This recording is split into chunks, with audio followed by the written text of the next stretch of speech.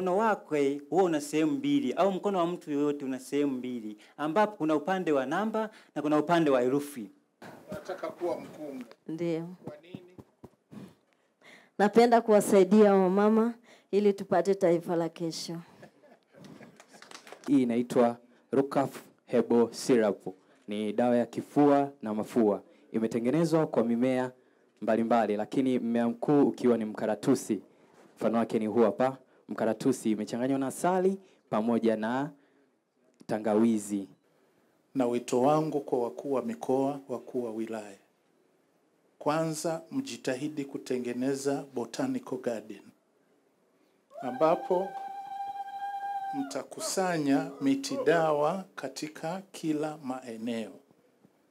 Kwa mfano Iringa, na kusanya miti dawa mnaitengenezea bustani yake, ili sasa hawa vijana wafanye huu utafiti tunaohitaji sana. Na wakuu wa mikoa wengine walioko pia kwenye maeneo yao wafanye hivyo kadhalika.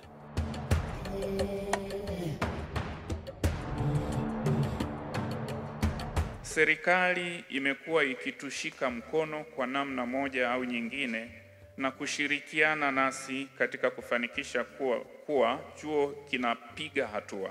Mfano mzuri ni mchango wa Mheshimiwa Rais wetu Dr. Samia Suluhu Hassan katika jitihada zetu za kukamilisha mradi wa ujenzi wa kitivo cha afya katika jengo la Science Park.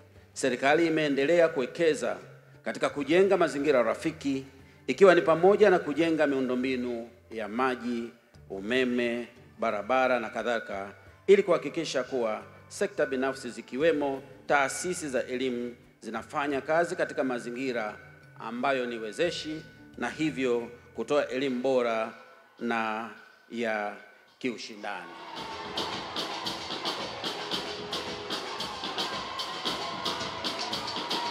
Napenda kuhimiza wanataaluma kuweka mkazo katika tafiti zinazoitwa tafiti tumizi. Kwa Kihehe tena inaitwa applied research.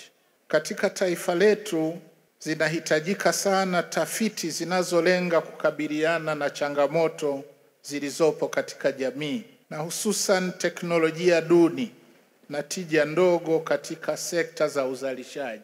Lakini pia tunahitaji tafiti tumizi upande wa magonjwa ya binadamu, mimea na mifugo, lakini vile vile namna ya kupambana na uharibifu wa mazingira. Lakini tunazo changamoto nyingine katika jamii yetu ambayo ni pamoja na uongozi maslahi. Badala ya viongozi kujali maslahi ya wanyonge na walio wengi, basi wanajali maslahi ya matumbo yao. Tunazo changamoto za siasa chafu, ukatili dhidi ya wanawake na watoto, tuna changamoto za rushwa na kadhalika. Kwa hiyo naomba kuwahimiza wahadhiri pamoja na wanafunzi kujielekeza katika kufanya tafiti zitakazotoa majibu ya changamoto kama hizo.